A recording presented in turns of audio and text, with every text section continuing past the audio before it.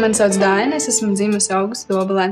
Dobelē ir atjaunots pilsētas laukums pašā pilsētas centrā. Noteikti var aplūkot arī pilsdrupas. Pikšās ir daudz ko redzēt. Ar līdzīgu tvaika mašīnu ir strādājis arī mans vectēvs. Zemgale ir prezidenta šūpulis. Jelgavā var atrast arī senu bruģi, senas koka ēkas un pavisam citu atmosfēru. Lielu ieguldījumu pilsētas attīstībā ir devusi Ketleru dzimta ar hercogu Jēkabu priekšgalā. Pils ir milzīga un pilna ar studentiem.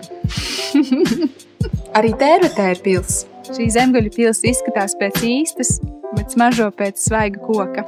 Kad es biju pavisam maza meitene, es vislabāk atceros Sprīdīti un Lutausi, ko mēs braucām skatīties. Bet šobrīd tur ir rūķīšu mežs un spēļu parks. Sprīdītis nāk no Zemgales. Viņš izceļoja dažādas zemes, meklēja laimi, bet tad atgriezās mājās. Atklāja Latviju no jauna arī tu.